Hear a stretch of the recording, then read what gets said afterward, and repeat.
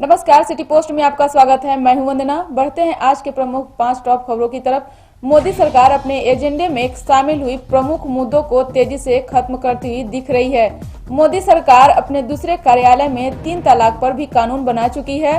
वह NIA, RTI, UPA जैसे bill भी पहले संसदीय सत्र में पास करवा चुकी है। जम्मू कश्मीर को विशेष राज्य का दर्जा देने वाले अनुच्छेद 370 के प्रमुख प्रावधानों को भी निष्प्रभावी कर चुकी है। अयोध्या के राम मंदिर निर्माण का रास्ता साफ हो चुका है।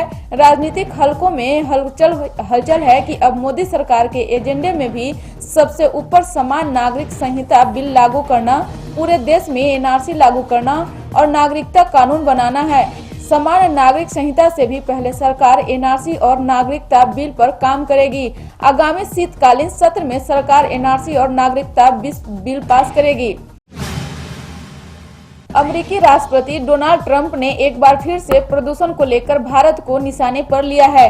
भारत के कई हिस्सों में एयर क्वालिटी इंडेक्स खतरनाक स्तर पर पहुंच गया है और राष्ट्रपति ट्रंप ने कहा कि लॉस एंजलिस में भारत से गंदगी आ रही है।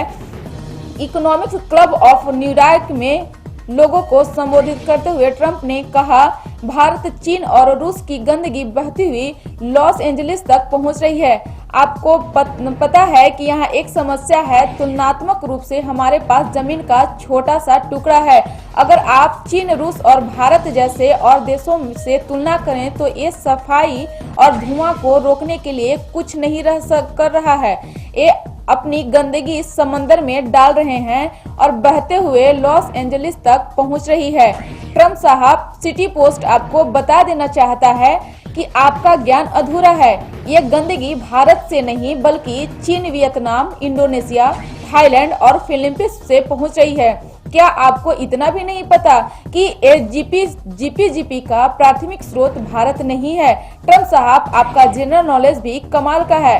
आप अमेरिका को जमीन का छोटा सा टुकड़ा बता रहे हैं। क्या आपको इतना भी नहीं पता कि अमेरिका दुनिया का चौथा सबसे बड़ा देश है और वह भारत से 4 गुना बड़ा भी है।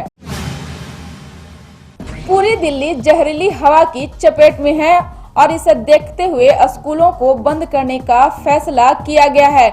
इस महीने यह दूसरी बार है जब दिल्ली की हवा में प्रदूषण खतरनाक स्तर तक बढ़ने के कारण स्कूलों को बंद करने का फैसला किया गया है। बुधवार को दिल्ली का AQI यानी एयर क्वालिटी इंडेक्स 500 के पार पहुंच गया था।